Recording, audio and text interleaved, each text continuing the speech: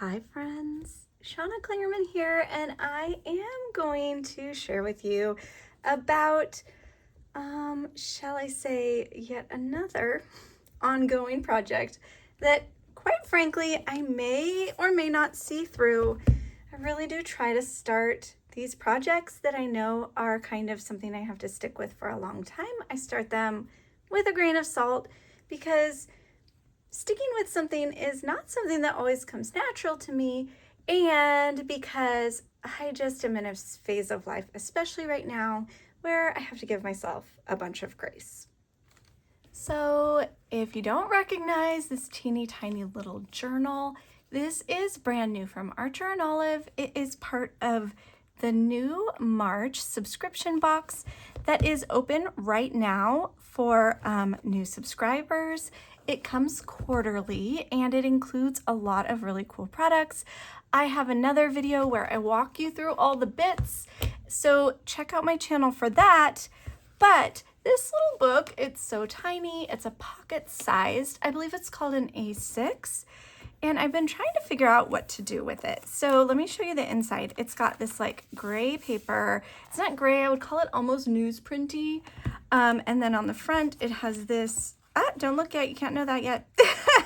On the front, it has this really beautiful golden pattern. Whenever I get little notebooks like this, I'm often unsure what to do with them, and then they end up sitting for a really long time. I have another pocket notebook that's sitting that I'm not using, and so I really just want to dive right into this one. So as I was thinking about what I wanted to create with it, I realized that this time of year is the time of year that the 100-day project starts. Now, I have a history over the years of starting 100-day projects, and I do have one year, I believe it was in 2017 or 2018, where I actually did the 100-day project. I did 100 days of watercolor, and I was able to do it for about 50 or 60 days, which for me, that's a total win. So here is a big stack of watercolor artwork I did during that time. Oh, look, we can see the year 2017. And this is not even all of them. This is early on in my watercolor journey. I cut a lot of them down to 5x6. Not all of these are them. Okay, just don't worry about what's what. I cut my paper down to 4x6 or 5x7, and I just every day put paintbrush to paper and just practiced my skills. None of these watercolors are like, the most amazing thing you've ever seen. However, I do know for a fact that the time that I spent on my watercolor paper, I should say, with my paintbrush, taught me so much. I grew as an artist during this time. I learned so much about myself, and I'm kind of feeling the urge to give myself a chance to do that again. That being said, last year this time, I also started a 100-day project. Sorry, I'm just trying to clean up my mess. So last year at this time, it was right about this time, I was like, I'm gonna do it this year. And so I got this tiny little notebook, which I think is adorable, and I started 100 days of botanicals, March 6th. So if you've been following my channel for any amount of time, I guess for the last year, especially if you've been with me on social media or if you listened to my podcast, you'll know that last year in about April to May, things really hit the fan for my mental health. I struggled with a really severe bipolar manic episode followed by a really severe depressive episode. I ended up in the hospital. I was just not in a brain space to see this through. And so if you look through, you can tell that I only made it to the 22nd. Is that the last one? Nope. April 1st. Hey, I did more than I thought. So this is the next day I was going to do. I did not do it. When I was considering starting a 100-day project, the first thing I thought was like, why don't I pick that back up and finish it? But the truth is, when I started this project, I had a very specific intention for learning how to draw florals better for a very specific purpose that right now is just not on the top of my list. So I am just back, I put this on the back shelf. I'm keeping it in my bin of notebooks, and I'll come back to it someday in one way or another, or maybe someday I'll just start a new project on a new page, which is totally allowed. However, since I really wanted to use this adorable little notebook, I thought this is the perfect canvas for me to do what I want to do for 2023, which is 100 days of tiny abstracts. So this is going to be, I need to erase the pencil marks off here, and I'm probably going to add something up here because it's going to be off center. A lot of it is off center, but that's not the point of this project. Is not perfection. This is just to get me practicing something on a repeated basis. So what I'm planning to do, this book I believe is 120 pages total, like if you count both sides. So every day I'm going to come into my book and I'm going to do an abstract that is in a square. So I haven't done my first one, but see how these lines kind of go like this. I'm kind of showing you the shape it's going to be. I'm going to have a square right about that size on each page. And then down here, I'll put maybe some color swatches or my inspiration or just the date. I'm not centering it so that I have more room, but now that I'm looking at it, friends, I'm wondering if I should center it. Okay, new plan. Let's make it more centered. So let's go down. I'm going down 4 on each. How's that? I'm going to go up 1. Now I'm just eyeballing it to see what looks best. A little trick for you when you are in a dot grid, if you use the centimeter side of your ruler, every one is 2 dots in centimeter world. Since it doesn't mark the millimeter numbers, that's how I'm doing it. So I know that I needed these to be 12 total, which is 6. So that is the right size. So let's go ahead and make them that size. Don't worry, this pencil mark is not going to stay. So we're going to go 6. Can you hear my dog snoring, friends? You're just going to have to accept that that's part of videos in the studio right now with Shauna and her old dog. So if we do it like this, I'll still have a little bit of room down here. You guys, I'm really overthinking about this. Let's go up 1 more. Okay, there we go. I like that. Okay. So the reason I'm doing this while you're watching, which might be boring the crap out of you, is because one thing I want to do with this project is to use acrylic sometimes, to use watercolor sometimes, to use pencils sometimes, but I want to keep all of my designs kind of contained within this little square shape. And the reason for that is I want to play with what kind of shapes look good in an abstract. I'm still trying to build that skill. And so I'll probably come in and try something like this, and then I'll be like, oh no, that didn't work. And then the next day I'll do some other iteration. But in order to get my perfect square on my page, oh, I just realized this is too far. Hold on. In order to get a perfect square on every page, there's a few things we could do. We could draw perfect pencil lines. We could also washi tape it off and then just peel the paint up when we're done. But when I started thinking about that, I was like, A, that's a lot of washi tape, but also it's going to take a long time to put it all down. And I'm afraid if I do it all at once, it's going to tear my paper like it did right here when I did a sample page. So then I had another idea of creating this little template, which fits right in my book, that will match up to the dot grids on my page, just like this. And what we'll do is we'll cut a square out of this right in the middle. So there'll be a square right where the shape of the abstract is. So then when I come in to do my work, I'll have a hole to work through my paper to. And when I take this off, it will kind of be like a square stencil. We'll see how that goes. But since this is something I want to make easy to do on a repeated basis, I'm trying to think of methods and practices that will not slow me down and that will not hinder me from quickly getting this done when I sit down to do it.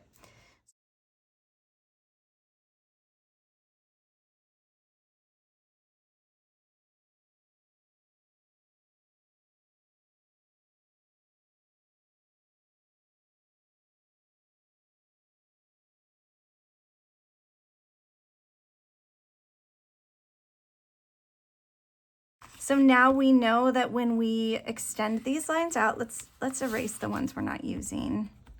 Now we know that when we extend these lines out, we're gonna have the perfect shape to cut out. So I'm using my cutting mat here, and I'm just gonna go ahead and draw my lines.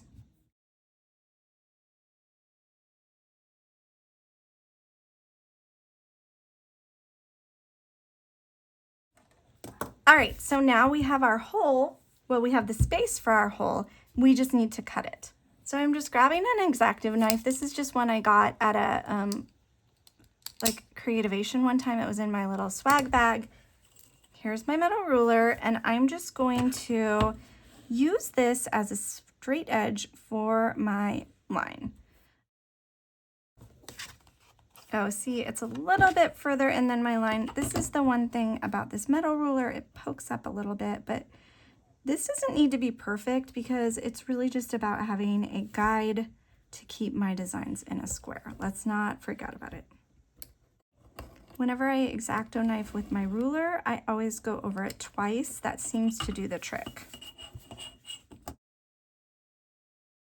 The cardstock I'm using is actually 110 pound because I want it to hold up, but that makes it pretty darn thick. So I'm cutting it a little extra. As I am working on this, I have a question for anyone who is here and watching. And my question is, do you prefer live videos or do you prefer pre-recorded videos? I have a place in my heart for live videos. I kind of enjoy them. I hate editing. However, when you do a live video, it shows up in a different tab. I always wonder what the experience is like for people watching it back. So I would love to know in the comments if you would like to share with me what's your preference, and maybe why, or just what's your preference. I'm not, beggars can't be choosers. But I would just love to hear what others are thinking so that I can kind of think about what's the best way to do things like this. Notice how I cut into the paper. That's okay, this part's disappearing, but it's a good reminder that you have to keep your knife pressed up against your straight edge. If you don't, it's gonna go a little wild on you. There we go. So when there's a little corner like this, we can fix that later. Let's get our last one. Okay, we're getting there. So you can see it's a little stuck here and a little stuck here. So I'm just gonna bring my knife in. I'm not even gonna use my straight edge, and I'm gonna just really carefully follow the line that exists until it's free. All right, there we have it. This is not a perfect edge, but it really doesn't matter. Like I said, the goal is just to create a little peek hole for our abstract designs to live in. Oops. Just cutting off that little scrap of paper. There we have it. So now my thought is that I can keep this little thing in my journal, like just in here. There is a pocket it might fit in, but honestly, I'll probably paper clip it in, and I'll show you why. Oh, look, see how it's a little rounded there? Am I gonna try to fix that? I might, I'll do that later. So I'll probably use a little paper clip. I'll use 2 paper clips here, and the reason why I'm thinking paper clips, like they'll just clip it in so that I don't lose it. But the reason why I think paper clips will be good is because then when I go to paint my design on a page, I can just paper clip it into place. And I'll probably do 1 on each side, and then we'll have a bit of a flat edge. Now, will water seep under this? Will paint seep under that? Sure, but it will at least give me just some bones to work within. Okay, before we can start our first design, we've got our thing, our little stencil. We've got our page ready, but it's covered in mess. So let me erase it, and then let's work through our very first abstract, little mini abstract. Quick tip for you, if you are working in a notebook that is brand new and your page is that you're working on is flopping down, one easy solution is to just stack some things underneath that side. So I'll grab like Post-its that are about as tall as the book and put them under. And it's pretty sturdy. If you feel like it's not sturdy enough, you could do one at the top and one at the bottom. But this should solve your problems if your page is hard to write on. For visual purposes, I'm just gonna use one. That's all I need. Alrighty, that is erased enough. So let's get ready to put our design. So one thing I'm thinking is that as I do this, I want to be thinking about color combos. So I will probably start by putting my colors at the bottom, which I have to do before I put this in place, or I have to cut another hole. Let's not cut another hole. So let me get my color swatches. I'm just gonna put this over here so we know where to put them. Let me grab some paints that we can work with. So since they're new to me, I want to use these two neon colors from Dina Wakley. They are so much fun and I haven't played with them a lot. So let's use those two. And then I also want to use this yellow lemon, which is not the neon yellow, but I feel like we need something a little bit more subtle. Also, one of the reasons that I chose this book is because white paint will actually show up on it. So it kind of becomes an additional design element. So I'm also going to be using white. This is not Dina's white, simply because I go through a lot of white. So this is just my cheap white. Not as thick, but it will do. So part of my plan is to collect my color palette. And so I am going to, well, let me get a palette, friends. Okay, my palettes are all kind of a mess, but that's okay because I just need a few little spots. That way I have a place to grab paint from. So I'm going to put down some of this pink, just a wee bit. We're not going to need a lot, friends. This is a small square. And then we'll put down some of the blue, just finding an empty place for it. You know what? Let's just do this one. Let's hope that they don't meld too much. I probably should have put yellow in there. And then we'll put down some yellow over here. Uh-oh. This yellow is a little sticky. Okay. This is probably too much paint, but that's okay. I can use them I can use it up. Don't you worry. And then white, we'll add a little bit of white to this little palette. I don't know if you can see all the spots there, but they're there. All right, so now let's do our, well, we'll do our swatch afterwards. New plan, let's do our swatch afterwards because then it doesn't matter that the paper covers it up. If this bothers me in the future, then I will change it. But the idea is like, what colors did you work with on this? That's kind of all I'm thinking about with these little swatches. Like, it's part of the process to think about the colors, and so I just kind of want to feature them. Friends, oops, and paper clipping, being sure that the paper is kind of over the dots here and that, what am I saying? And that it's connected thoroughly to the page behind it. I'm gonna move, since we have pressure here, I'm gonna kind of do alternating edges just to kind of keep it all in place. Friends, this is where it comes down to it because I haven't done this yet. I think we need another paper clip. Let's do it. Okay, let's add one more paper clip in this corner to keep it in place. Alrighty, now that we have this, I'm going to just start. Now, if I'm feeling like thinking about it, I will probably draw a bit of a design in here. If I'm thinking about if I just want to knock it out and see what happens, I'll just start. And so for this first one, let's just start. I am going to use my finger this time.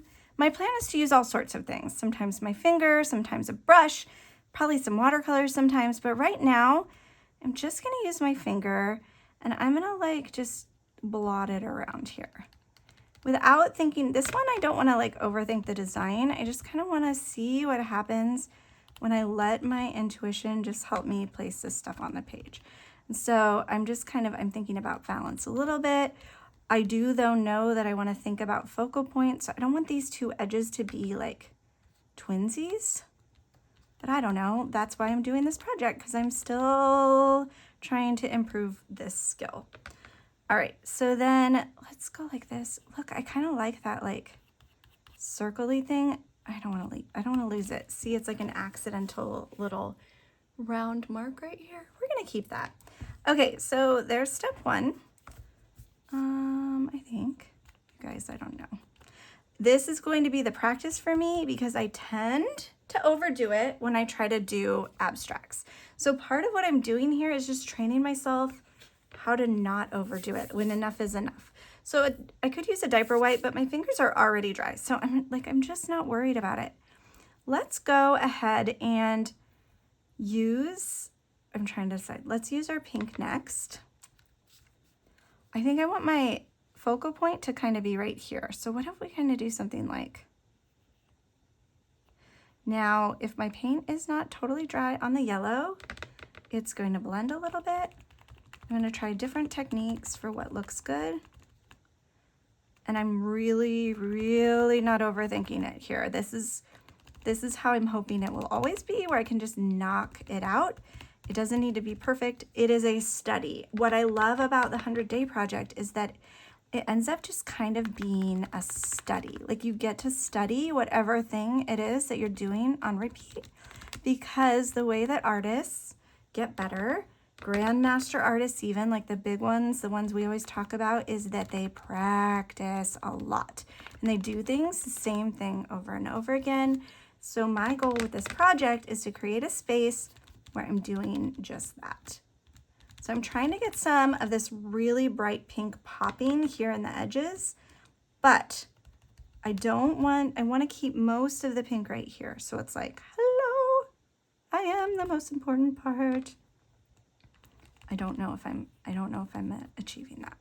Okay, so there's that. So now I'm gonna just kind of let my fingers dry or grab a diaper wipe or just do this because I don't care. And we're gonna grab our third color, this blue, and I'm just gonna see what happens. I don't have a plan for it. So what I'm gonna do is I'm gonna like use the grouping overlapping rule, that like if you overlap things, they belong together. So I'm gonna do that.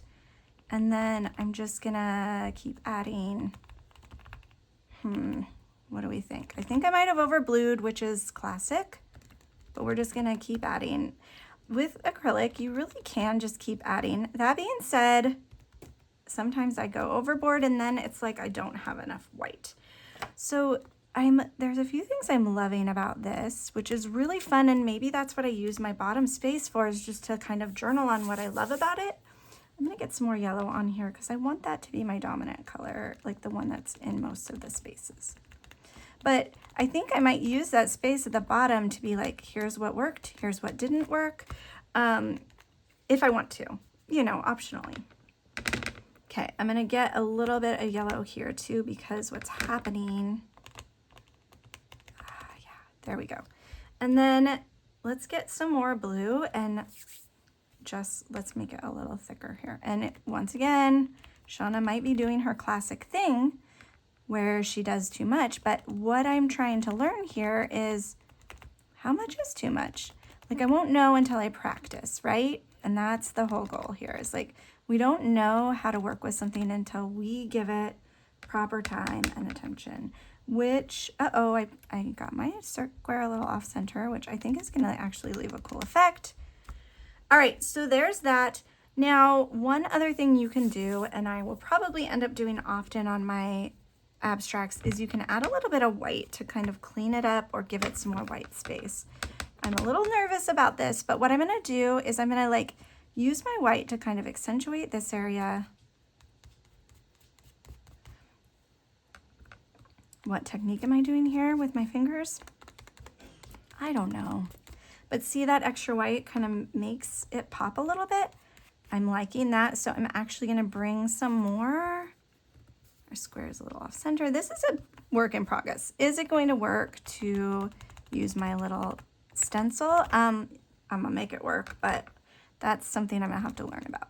So notice I'm just like the spots that feel too busy or too mucky, or just like they're grabbing my eye and I don't want them to, I'm adding just a little bit of white.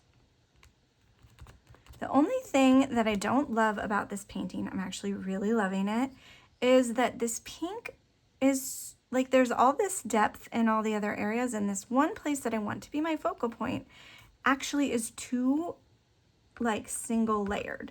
So I think I'm gonna give it a few layers. I'm gonna add some yellow. Ooh, that helped already. And we're gonna draw that yellow out into our white a little bit so that it kind of melts. I like it. Oh, this is fun. And what I'm loving about the idea of this project is like, if I wanted to take 2 minutes, I could have been done a long time ago, right? But I decided I wanted more detail, and so I kept going, and I think that's gonna work for me really well too. So now I'm noticing the depth of that pink and I'm liking it more. What I don't like is that my focal point is kind of floating out in the middle of my page.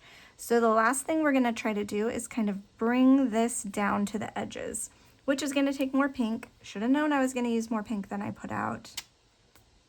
Yellow dominant color. What am I thinking?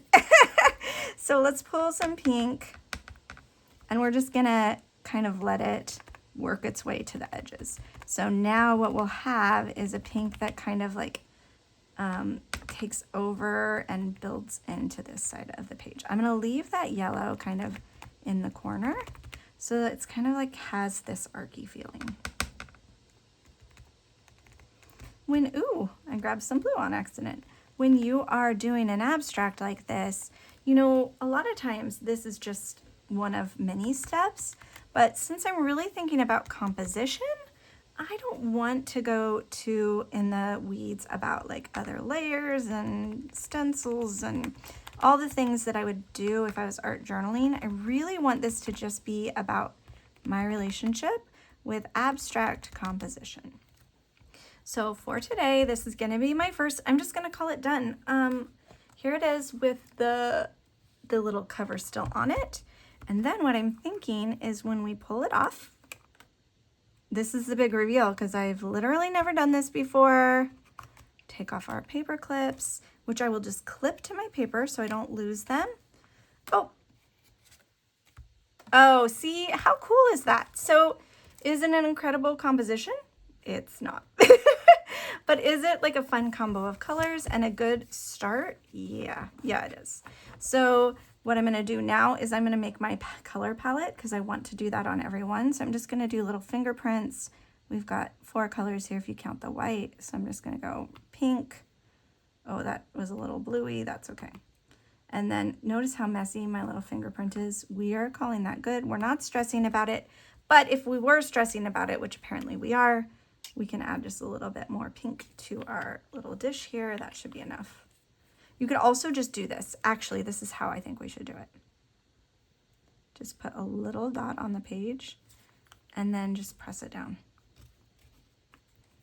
That didn't go well because it wasn't big enough. All right, there we go. Dot, spread. Yeah, I like that better. Okay, let's do blue. I'm gonna put yellow and white over there, I think. We'll see. Blue. Maybe I'll just do yellow over there. Thinking out loud. All right. Blue, I'm just wiping my hands off again. Sometimes I will not be so messy probably, but today is how this is going. Oh, I didn't need to grab blue. I had plenty of blue. I over-grabbed blue when I poured. We're gonna put yellow right here. There we go. That's my palette, but I am gonna add a white dot just for kicks because there's white in my palette too today. And then what I'm gonna do is what I was telling you. Oh, I already had white on my page. Friends, I'm getting distracted. Okay, so there's that. Not perfect, but I learned some things. So what I can do now that I have that done is I can write some notes.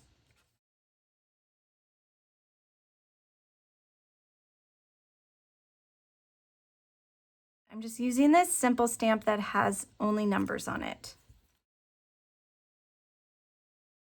So here it is, day 1 of my abstract art, tiny abstracts for my 100 days. So tomorrow, same thing. I'm just gonna come back. I'm gonna start it square and I'm just gonna see where I end up. And hopefully with just this quick practice every day for potentially 100 days, I will walk away with some experience, some comprehension, and a really fun little messy abstract book. All right, if you want the link for the things I've used here, I will link what I can below. Otherwise, I will be back sometime soon. Cross your fingers for me that this project can be something I stick with for at least a little while. And I cannot wait to show you more. Thanks for being here, friends. Now keep creating.